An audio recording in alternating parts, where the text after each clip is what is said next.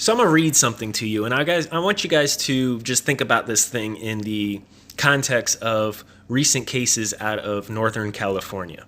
Now, if there was a recreational drug that could cause you very, very extreme hallucinations and side effects similar to LSD, but not last hours and hours and hours and not be as illegal as LSD would you try it? Wait, no, I don't think that's right. Would these kids try it out here at these parties? Or in a house? Or at an auntie's? I don't know. But the substance is called Salvia. Everybody, I wanted to check this out. This is from the Singapore Medical Journal. From divination to madness, features of acute intoxication with salvia use. Salvia dibernorum is a psychoactive botanical plant that is increasingly used for the legal highs that it can produce. It is readily available for purchase on the internet, and most abusers are unaware of the toxicity and abuse potential associated with its use. As the use of novel compounds among abusers is not uncommon, physicians need to increase their awareness and recognitions of these new substances. Also known as diviner sage or seer sage is a psychoactive botanical plant used in the religious rituals of some South American countries for its dissociative, hallucinatory, and vision-producing effects. The visions produced have been reported to be mild, short-lasting, and mainly religious in nature, in keeping with the situation in which they are predominantly used. Recently, however, substance abusers have been using this plant to achieve legal highs, as it is readily available for purchase on the internet and is largely unregulated. Abusers generally consider the plant as having low toxicity and a low addictive potential. The plant made its first documented appearance in Singapore in 2003, when some dried plant material analyzed in a narcotics laboratory at the Center for Forensic Science was found to contain active components of salvinorin A. So this is a patient. They had a patient, a man in the 30s, purchased salvia through a website on internet where it was sold as plant food in packets labeled 4 strengths, 0, 5, 10, and 20. He smoked a small amount of the 10-strength herb in a joint and experienced vivid visual and auditory hallucinations that lasted for 12 to 14 minutes. The hallucinations include extracampine hallucinations of a female presence in the room, elementary and second-person type auditory hallucinations, and periodolic experiences with inanimate objects such as furniture coming alive, talking to him, and walking about the room. He also had visual hallucinations of ghostly figures talking to him and experienced extreme fear. His consciousness was intact throughout the experience despite the experience. The patient decided to try the 0-strength herb half an hour later, hoping for a high without the vivid hallucinatory effects. However, he re-experienced similar symptoms that were not of lesser intensity or shorter. The patient discarded all the packets after both experiences.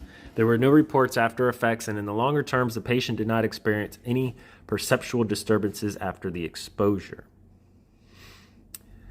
To the best of their knowledge, this is the first time they really studied this.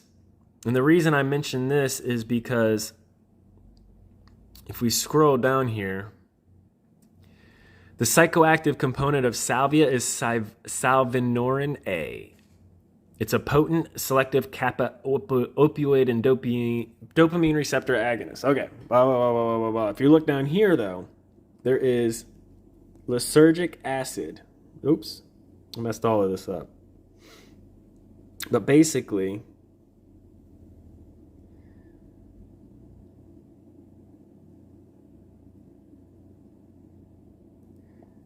effects are reported to be similar to LSD. That's the point I'm trying to make here. So if Trinity put something in the BONG that caused other people to have very fearful and repetitive bad experiences similar to LSD, you got the Prosser Creek watershed. They got salvia growing natural out there. To me, it's just like, LSD. That seems like something that, like, you would need somebody special. You would need to know a lab. You would need to know the right person, the right one. I don't know. It just seems like it's a little bit more difficult to get than, this South American Mexican plant that grows wild. It's just, okay, so if you're going to smoke a bong rip after you're on LSD's got like a 2 hour window.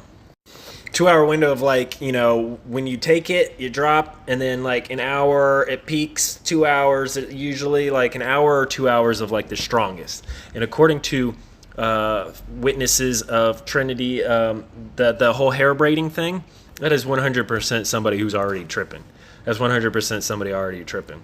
So I would think if there's hours long time frame in here, then you've got someone tripping on LSD or multiple times of tripping on something else. They said it was LSD. But what was in the bong? That's what I want to know. If you're successfully tripping on LSD for 2 hours or multiple hours or for an extended period of time, what caused the bad trip? You've already peaked. You already passed that point. This is just me saying it. I'm just saying in general, I think maybe a couple hours have passed by the time of like first dropping, playing with hair, going overboard with the hair. That's not normal behavior. You're tripping at that point. You've got a couple other things that happen, and then the event happens where you freak out after the bong rip. I don't think cannabis was strong enough to bring the paranoia out of. Well, maybe it could have been. Disregard this whole thing. No, I'm just kidding. Don't disregard this whole thing. I'm just brainstorming here because it's quite interesting to think to me, like,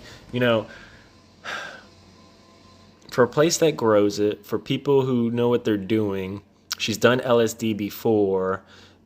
Apparently cannabis is around them constantly. I don't see a one-off thing happening to where you're more afraid of what's going on in the house than what is in the dark, scary outside.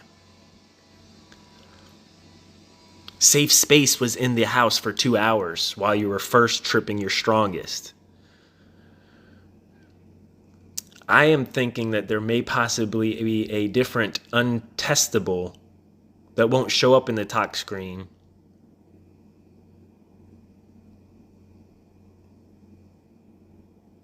Sage. Why does sage? Sage is everywhere now. Sage this, sage that, the spiritualness of sage. Everybody's looking to spiritualness besides God, so it's this little North California Truckee Way type of community clique saving everybody else's ass and nobody goes to jail for nothing type of spiritual community. I don't know. Just throwing things out there and not making shorts about them just so maybe you guys don't yell at me so much.